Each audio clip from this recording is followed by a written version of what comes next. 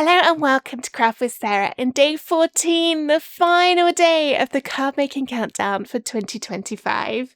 It's been so much fun sharing all the projects with you for the last 2 weeks. One of the projects I enjoyed creating the most for this countdown was the day 7 project of the Add a Number cards, where we added custom numbers into the pre-designed templates to make a very special card that can be used for milestone occasions. I wanted to make something similar to that, but with words instead of numbers, and that's where the idea for today's project was born.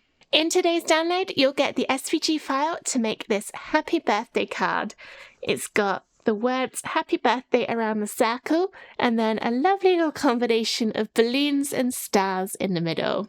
So first up, I'll show you how to make this pre-made design, but you know how I've been doing this countdown? It's not just about pre-made cards, it's about seeing how to make your own.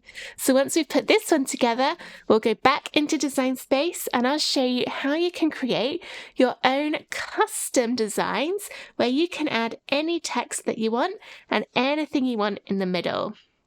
I'll also show how you can put it into a rectangular card design in case you don't want to make a square one, and we'll go a little bit fancy and also see how you can cut images or patterns out of the card to make a fun little cutout effect. You can see how that's all see-through on those bubbles. But first up, we'll do the pre-made card, so go ahead and download it and then we'll get it all made. The files for this project are free for the next 24 hours. Here's how to download them. Register a free ticket for the card making countdown at craftwithsarah.com/cards25. After registering, you'll get an email which contains a link to the schedule page for the countdown. Visit the schedule page to find and download today's files. Each download is only available for free for 24 hours after it goes live. If you've missed some, check out the Instant Access Bundle at craftwithsarah.com/cards25 bundle, which gives immediate and ongoing access to all of the files from the card making countdown, plus loads of extra bonus designs. The download comes in a zip folder. You need to unzip this before uploading the SVG files into Cricut Design Space. Once you've downloaded and unzipped the folder, it's time to get the SVG file into Cricut Design Space. Open up Design Space and start a new project, then go to Upload over on the left, and then Upload Image. You can then either click Browse to find the file on your computer, or drag and drop it in. Make sure you choose the unzipped version of the download folder, and then for Cricut Design Space, you'll want the one that's in 01 Cricut version. If you're using a Silhouette or a Scanning Cat, head to craftwithsarah.com/help, choose your type of machine from the list on the screen, and there's separate tutorials in there on how to use your files on those machines. But I'll go into the 01 Cricut version and then drag in the file that starts SVG-01, and this is what it looks like. Press Continue, and then Upload. This will insert it onto your canvas, and it should load in at 11.5 inches wide and 5.75 inches tall. This will make a 5.75 inch square card, perfect for fitting into pre-made 6x6 envelopes, or of course you can make your own. If you have a scoring wheel or stylus, it's a nice idea to add a score line down the middle to make it easier to fold. To do that, click on the design and then ungroup the layers by pressing the Ungroup button at the top of the Layers panel. Go into Shapes and choose a score line and set that to the height of the card, which is 5.75. Drag a box around the score line and the base card and press Align, Center to put the score line exactly in the middle. You can see now that's in the middle there. Then, with both those layers still selected, press Attach at the bottom of the Layers panel. Attach is what tells the Cricut where to do the scoring. That will move it to the top of the Layers panel. To move it back to the bottom again, press Arrange, Center Back, then you can put it back into place. And that's all you need to change for this version of the card. Everything else is ready to go. If you want to update the colours, you can of course do that, but I'm just going to go straight ahead and press Make. You can change the paper size in the drop downs down here, and you can also move about to take up less space on your cardstock, although if there's only one bit on the page then it doesn't really make much difference. This is a great card for using up your scraps left over from other projects because you'll only need a small amount of many of the different colours. When you're happy with how everything's looking, press continue to connect to your Cricut and then get everything cut out from your cardstock. Here are all of the pieces of my birthday card cut out and ready to be stuck together. I've laid everything one on top of the other to check that I'm happy with all the colours before I start cutting. I'll be putting it together with a combination of glue and foam squares. The glue I'm using is Barely Art glue, but I also like Halal, and the reason I like these two glues is because they don't bend or wrinkle the card like some glues can do. The foam squares I'm using are from Dot and Dab, but any will do. If yours are big, you may need to cut them smaller with scissors to get them to fit behind all of the shapes of the card. Alright, so now I've gone to all the effort of putting that into position, I'm going to have to move it all out the way. But that's okay. Most of that's not that difficult apart from all these tiny little stars. Try not to lose any. These are harder to move than they look.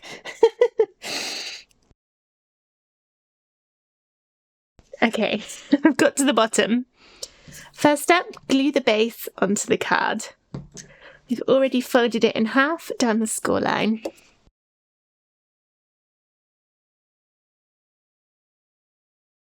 Position it in the middle so you've got a nice amount of the base card, the darker colour, going around all of the edges. Then next step, glue the happy birthday piece onto the yellow underneath.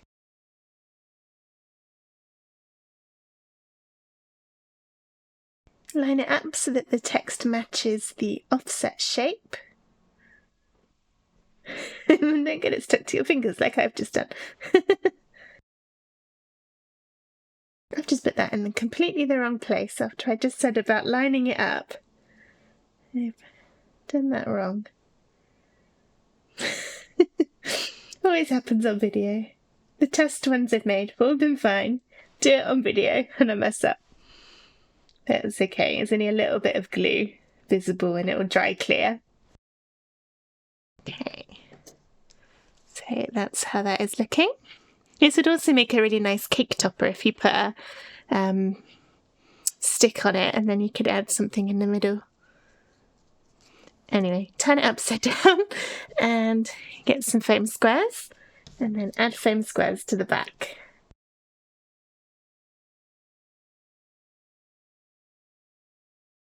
That's all my foam squares and I've peeled the tops off to make them sticky. And then put this in the middle. Check you're happy, then push down to stick. And now we move on to the balloons. First, glue all of the darker colours onto the lighter bits that match underneath.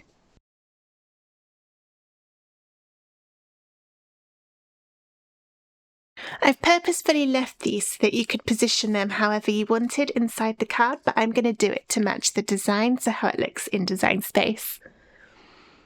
So I'm going to roughly place them into position.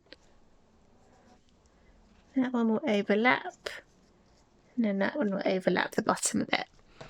And now I know that they're all going to go in there nicely. I can add some foam squares to the back of the balloon pieces. Don't worry about getting any foam into the strings because they're very narrow. And then put them into position. For the back balloons, do the top one first because the string goes underneath the one at the bottom. Overlap the happy birthday slightly with that one. And then put this one underneath so that the string overlaps a little bit. Like that. There. Balloons done. Now for those tiny little stars. For these, you can either glue them or use foam squares. I'm going to need to cut my foam squares smaller. They're really easy to cut. Just take some scissors and go straight down the middle. And then I'm going to put the foam straight on the card. I think that'll be easier than trying to put it on the little backs of the stars. Again, I'm going to try and get them all in the same place that they are on the actual design. But you can sort of play about with it based on where you've got space after you've stuck the balloons on. It's slightly tricky getting the tops off when they're cut small. And we've got light pink at the top, a dark blue in the middle, pink, darker pink that side, then big green one, dark pink, teeny tiny light blue, and then the other green one there. Doesn't quite fit. There. I think it's because I've put that down a little bit lower than it is on the original design. Move it up, then there's a bit more room for the star. And here we go. That's my word circle card, all finished. So now that you've seen how to create the pre-made birthday design, let's go back to Design Space and start a new one completely from scratch so that you can see how to make your own designs using any words that you want around the side. That means you can make it for any different occasion, Christmas, thank you, just for you, whatever you can think of. Or you can add custom messages or names or anything you want in there. To start your custom design, go into Text, and then type out what you want it to say. Do it all in capital letters. I'm just going to go for your custom text here, and then change the font. I'm using a system font, so one that's installed on my computer, and it's called Ask Why. I really like this font for cardstock projects because it's super thick, which makes it easy to cut. This font's from Creative Fabrica. I'll add a link to it in the description of the video. To turn it into a circle, press the curve option and then drag it all the way round. You might find that it gets a bit hard to read. Sometimes adding 2 spaces instead of 1 between all the words makes it a little bit easier. My here and your are running into each other, which makes them hard to read.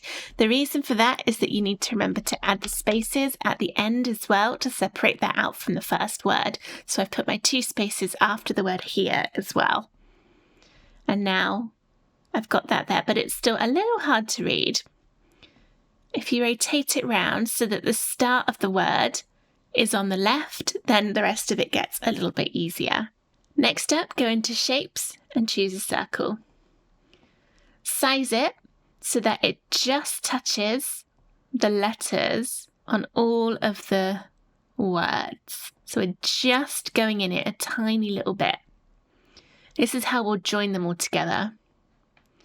Then go into Shapes and choose another circle, make it a different colour, and then put this one so that you've got a thin-ish, not too thin, it'll be hard to cut, something like that in the middle. Drag a box around everything and press Align Center to put everything in the middle. Double check that your biggest circle is still touching all the text, which mine is. Click on the smaller circle, press Shift on your keyboard and choose the bigger one in the Layers panel, and then press Slice. That will cut the smaller one out of the middle. I'm going to delete the black one and keep the yellow one for now. Then drag a box to select the little outline you've got left and your text, and press Combine and then Weld. That will join it all into one layer. To give it a border, click Offset and choose how thin or thick you want it to be. Let's try 0.15 and press Apply. You'll probably find that you end up with little gaps in between the letters. Hide your top layer to make it easier to see if that's happened. Now mine has, I've got gaps here, here, and a few more around the edge. To get rid of those, click on the layer and then press Contour down on the bottom right, and then click into all those small gaps to hide them. And now they're all gone.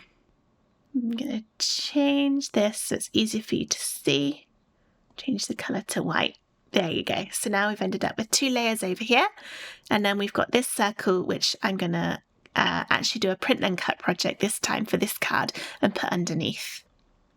Now this is currently the full size of the white, which means I'll have that thin area where the black's showing to glue it to the back, but you may want to make it, the yellow bit, a little bit bigger still just so you've got more of that overlap to be able to glue it to the back of the word circle. From here on, it's completely up to you how you decide to make your card. I'm going to do a 5x7" card this time. So I didn't mean to move that. Let's just undo that. Select everything and group it and then hide it for now to make the base card. Go into shapes and choose a square, and then I'll make this 10, untick the padlock, 10x7, and I want to do a kind of underwater theme for this card. So let's go for a kind of aqua colour, maybe a bit more blue than that. There we go. I'll add my score line. This time it'll need to be 7 inches. Align centre and attach. And then bring the word circle back on and go arrange, bring to front, and resize it so that it will fit in the card. That looks like it will be good. I'm going to add some background layers to the front of my card, again by going into shapes, and then I'll start by choosing a square and make that the same as the width on the card. And I think this would be nice for some patterned paper, so I'll make it a really obviously kind of wrong colour so that when I'm cutting it out, I'll remember that this one will be done from my scrapbook paper. And then duplicate that. I'm going to keep it the same width, but make it a bit taller. And then make that a darker version of the aqua and arrange, send backward. Drag a box around those three and go align right, and align centre vertically to put them in the middle. So what this will do is I'll cut my square and the background underneath and glue them to the front of the card. Bring your word art to the front and get the sizing how you want it to go. I think that's probably about right. And then you can ungroup it and change the colours. I'll go my outline in that darker kind of aqua colour. And then I'm going to make a print then cut image for the middle. But you could add whatever you want. You could make a layered design small, or do some stamping, or use some pre-made toppers from your craft stash, whatever you want to do. I'm using this turtle design from creativefabrica.com. It's called Sea Animals Beach Round Coaster Design. If you're looking for circular images, typing in whatever you want, for example, ocean, and then coaster, can be a great way to find images that are already circular. Okay, all of these are going to be square now, but some of them are circular, which means it's already sort of pre-cut into the right shape, and you know that the image in there is going to look really nice when it is cropped to a circle. I've already downloaded and unzipped that folder, so let's get it into Design Space. Go to Upload, and then Upload Image. And I'll drag it in. This is a PNG file. Press Continue. And then Apply and Continue. Choose Flat Graphic as the option. And then Continue. And then Upload. It might take a little while, and it'll probably be quite big when it comes in. Well, it's not too bad. And then because this is already circular, I can just look at what size this is. Copy it. And then paste with Control V, Command V on a Mac, and press Enter. And then that's now the perfect size. I'll glue it behind there. You can see what it will look like by dragging it down. And then I'll be able to glue it to the back to show my cute little turtle. Almost there now, but I think the top and the bottom of the card are a little bit plain at the minute. I'm now getting into completely custom designs based on my specific image because I'm going to add some bubbles, but hopefully the techniques will be helpful for if you want to choose similar images that match your card design. All right, let's have a look in images. Type out bubbles. And then I want some that are quite simple and all in a row. That one will probably work. Let's rotate 90 degrees. And I need to get rid of all of the gaps. So we'll go contour, hide all contours. Oh no, that didn't work. All right, we'll go contour and then click into all of the little bits. This is because I'm going to cut them out of the front of my card. So I want this to be little gaps. This isn't actually the best. There's not quite enough room. Let's find another bubble image. I'm sure there'll be one. Ah, that's nice. So they're all a bit more spread out. Okay, this time they're all separate layers. So we'll go combine, weld to join it into one. And then contour out all those little bits again. I think I might make this a little bit less tall. So I've got a little bit more room for the bubbles. Line set vertically. That one, I'll duplicate it and flip horizontal. Add that one there.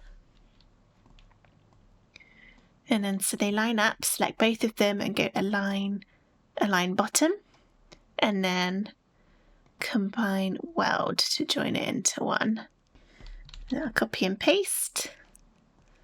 Flip vertically. Oops, didn't mean to resize it. Let's just undo that and put that along the bottom. And then align both of these left so that they'll line up, top and bottom.